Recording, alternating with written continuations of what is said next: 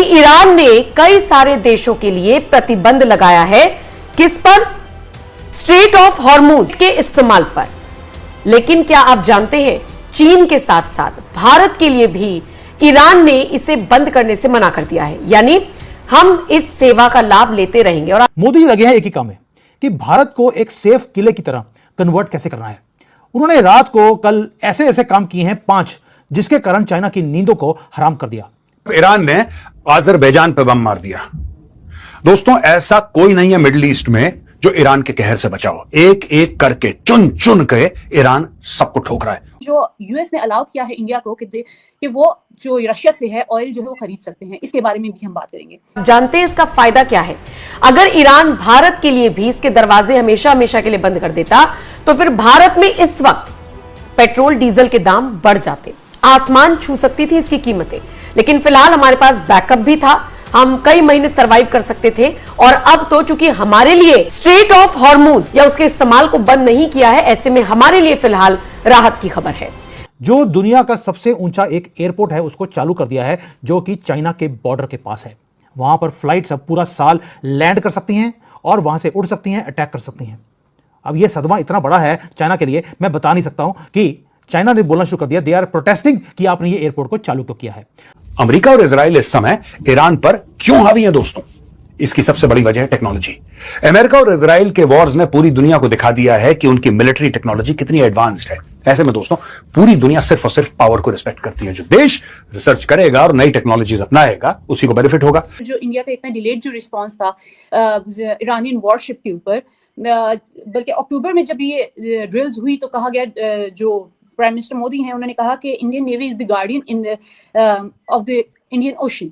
और फिर उसका इतना लेट रिस्पांस आना, फिर उसके बाद अभी ये जो अमेरिका की तरफ से कहा गया है कि वो रशिया के साथ भी फर्दर ऑयल की जो है कर सकते हैं। जो आईमैक है उसके अंदर इतनी तेजी से काम चल रहा है अभी इस वक्त कि पूरे यूरोपियन यूनियन को मोदी जी ने बेच दिया आईमैक को कि तुम्हारा फ्यूचर सिर्फ इसी रूट से बच सकता है, इसलिए अगर पैसा लगाना चाहते हो तो लगा दीजिए, आपके पैसे बच भी जाएंगे और मल्टीप्लाई होंगे। लेकिन इसको करने के लिए मैरीटाइम की जरूरत थी, तो मोदी जी ने एग्रीमेंट कर लिया यूरोप के साथ। अब वो नेवल एक्सरसाइजेज नहीं कर रहे, पेट्रोलिंग कर रहे हैं। एक एक जो तेल का शिप जा रहा है या भारत से कोई शिप निकलता है, उसकी सिक्योरिटी यूरोप दे रहा है। आप सोच सकते हैं, हमारा ना तो तेल लग रहा है ना हमारी शिप्स लग रही हैं, यूरोप हमें बचाने की बातें बोल रहा है। कि ईरान भी अब सभी देशों से बदला ले रहा है। कौन कौन से देश जिसमें अमेरिकी बेस है। ईरान का यह फैसला भारत की ऊर्जा सुरक्षा के लिए बड़ी खुशखबरी है। युद्ध की स्थिति के कारण भी जहाजों को रास्ता देने का फैसला जो ईरान की तरफ से किया गया है, भारत के लिए और चीन जैसे देशों के लिए यह निश्चित तौर पर बताता है कि कितनी समझदारी के साथ ईरान युद्ध लड़ रहा है। मोदी जी पूरी धरती हिला के रख दी है चीन की। आज बात करेंगे चीन, क्योंकि चीन बहुत इंपॉर्टेंट है और उसको देखने के लिए कि चीन के साथ हम क्यों कर रहे हैं, बिकॉज हमें मालूम है कि अमेरिका, यूरोप, मिडिल ईस्ट वो डिस्ट्रैक्टेड है। चाइना एक ही हरकत कर सकता है, या वो ताइवान के ऊपर कोई ना कोई हरकत करेगा, या हिमालय के हमारे बॉर्डर के ऊपर कुछ हरकत करेगा।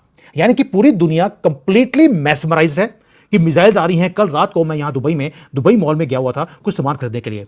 8:30 बजे सायरन बजते ही हमें बाहर निकलना पड़ा। मैंने शॉर्ट्स में डाला अभी जो एडवाइजरी आई है गवर्नमेंट की अभी जहाँ पे उन्होंने बोल दिया कि आपको शेल्टर में जाना पड़ेगा। मिसाइल्स ईरान से चल पड़ी हैं, वो दुबई की तरफ आ रही हैं। और मुझे एक चीज़ और पता लगी है कि दुबई के अंदर जो एंटी मिसाइल सिस्टम होता है इनके पास खत्म हो गया है। अब इन्होंने 6 राफेल्स फ्रांस को बोले हैं ओवरनाइट भेजने के लिए। फ्रांस इनको 6 प्लेन भेज रहा है इनको डिफेंड करने के लिए। ये जो मैस्मराइजेशन है, मिसाइल्स आ रही हैं, मिडिल ईस्ट में आग लगी हुई है, लेकिन साइलेंटली मोदी जी ने पावर प्ले करना शुरू कर दिया। कहां पर? चाइना के पास जो पहाड़ है, पहाड़ों में बर्फ है, उस बर्फ के अंदर 4000 मीटर ऊपर सिर्फ 30 किलोमीटर दूर है चाइना के बॉर्डर से। वहां पर हमने अपनी टेरिटरी को अब डिफेंड नहीं कर रहे, अब वापस लेनी है हमने टेरिटरी। आप में से कई लोग बोलते हैं सर अक्साई चीन का तो वापस आएगा, ले लीजिए। ग्लोबल वर्ल्ड ऑर्डर को नहीं, हम अपने बॉर्डर को ही चेंज करने में लगे हुए हैं। मोदी जी ने वहां पर अपना एयरपोर्ट चालू कर दिया। एक मास्टर क्लास है ग्रैंड स्ट्रेटजी की, जो मैं समझाऊंगा आपको कि कैसे मल्टीपल लेवल्स पर इसके ऊपर काम चल रहा है और हमारी मीडिया को कोई जरूरत नहीं है कि हम क्या कर रहे हैं। पहली बात ये, हमें मालूम है कि जो चाइना का थ्रेट है वो कभी कम होने वाला नहीं है। जो मुद न्योमान एयर बेस है लद्दाख के अंदर, जिसे चाइना बोलता है ये तो सारा एरिया मेरा है, हमने वहां पर fully operational absolutely game changer airport को चालू कर दिया। अमेरिकन्स ने अलाउ किया इंडिया को कि वो रशिया से तेल मजीद खरीद सकते हैं, और ये उनको जो 30 डे वेवर दिया गया है, क्योंकि जो स्ट्रेट ऑफ हॉर्मुज जहां पे दुनिया का 20% तेल निकलता है तो गुजरता है, और तकरीबन 80% तेल कहा जाता है एशिया में यहां से जाता है। अब अमेरिकन कहते हैं कि जी हमें, क्योंकि ग्लोबल ऑयल सप्लाई चेन के अंदर ईरानियंस इस सप्लाई चेन को रोकना चाहते थे, इन्होंने क्या किया, इन्होंने सब उसको कहा कि जी आपको फ्रीडम हम देते हैं। और फ्रीडम क्या है कि आप तेल मंगवा सकते हैं। इट मींस कि इंडिया को मना किया गया था पहले। बेसिकली मेरी असेसमेंट ये है इंटरनेशनल पॉलिटिक्स में कि इंडिया और अमेरिका के जो ताल्लुकात हैं वो बहुत निचली सतह पे आ गए। अब एक तरफ मैंने तो ये पहले भी कहा था कि जब नरेंद्र मोदी साहब का जो दौरा था उसका तल अवीव जब पहुंचे वो इजराइल, तो that was not for giving legitimacy to just Netanyahu, that was to access कि इजरायली लॉबी अमेरिका के अंदर है उन तक पहुंचना था, क्योंकि इंडियंस ये समझते हैं कि हमारे अमेरिका में वो जो हमारी स्पेस थी वो कम हो गई है। तो ये जो तेल का मसला बना हुआ है, ये इंडिया सिर्फ इजरायली लॉबी की किसी भी चीजें अमेरिका में नहीं पुश करा सकता, क्योंकि अमेरिकन जनरली नाराज है इंडिया से। वो समझते हैं कि ये हमारा वो एलाय नहीं है।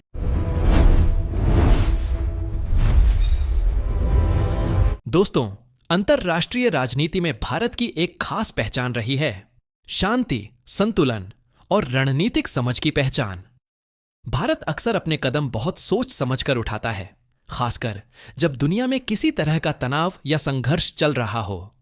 इतिहास में देखें तो जवाहरलाल नेहरू के समय से ही भारत ने ऐसी विदेश नीति अपनाई जिसमें किसी भी बड़े गुट का सीधा हिस्सा बनने के बजाय स्वतंत्र और संतुलित रुख बनाए रखा गया। यही सोच आज भी कई मौकों पर दिखाई देती है। हाल के समय में जब मध्य पूर्व क्षेत्र में तनाव बढ़ा और स्ट्रेट ऑफ हॉर्मुज को लेकर खबरें सामने आईं, तब पूरी दुनिया की नजर इस समुद्री रास्ते पर टिक गई, क्योंकि दुनिया के तेल व्यापार का बड़ा हिस्सा इसी रास्ते से गुजरता है। रिपोर्ट्स में यह भी चर्चा हुई कि ईरान की समुद्री सुरक्षा एजेंसियां कुछ खास जहाजों की निगरानी कर रही हैं और क्षेत्र में गतिविधियां बढ़ गई हैं, जिससे कई देशों की शिपिंग कंपनियां सतर्क हो गईं। ऐसे माहौल में इंडिया और चाइना जैसे बड़े व्यापारिक देशों के जहाजों की आवाजाही को लेकर भी चर्चाएं हुईं, क्योंकि इन देशों की ऊर्जा जरूरतें काफी हद तक इसी मार्ग से आने वाले तेल पर निर्भर हैं। विशेषज्ञों का मानना है कि भारत अपनी ऊर्जा सुरक्षा और वैश्विक व्यापार संतुलन दोनों को ध्यान में रखते हुए सावधानी से कदम बढ़ाता है, ताकि किसी भी क्षेत्रीय तनाव का सीधा असर देश की अर्थव्यवस्था और सप्लाई चेन पर न पड़े। यही कारण है कि भारतीय जहाजों की आवाजाही में भी कई स्तर की जांच पड़ताल, दस्तावेजी प्रक्रिया और लाइव ट्रैकिंग जैसी व्यवस्थाएं अपनाई जाती हैं, ताकि समुद्री मार्ग सुरक्षित रहे और अंतरराष्ट्रीय नियमों का पालन भी हो। दुनिया की राजनीति में कई बार बयान अलग अलग आते हैं और जमीनी स्थिति अलग दिखाई देती है, इसलिए हर खबर को समझने के लिए हमें पूरे परिप्रेक्ष्य को देखना जरूरी होता है। लेकिन एक बात साफ है, भारत का लक्ष्य हमेशा यही रहता है कि वैश्विक तनाव के बीच भी व्यापार, ऊर्जा और कूटनीति का संतुलन बना रहे। अब सोचने वाली बात यह है कि अगर भविष्य में इस समुद्री रास्ते पर तनाव और बढ़ता है तो इसका असर दुनिया की अर्थव्यवस्था और भारत की ऊर्जा सुरक्षा पर कितना बड़ा हो सकता है। और दूसरा सवाल यह है कि क्या आने वाले समय में भारत अपनी समुद्री रणनीति को और मजबूत करने के लिए नए कदम उठा सकता है। अगर आपको ऐसी जानकारी पूर्ण वीडियो पसंद आती हैं तो वीडियो को लाइक करें, अपने दोस्तों के साथ शेयर करें और चैनल को सब्सक्राइब करना बिल्कुल न भूलें।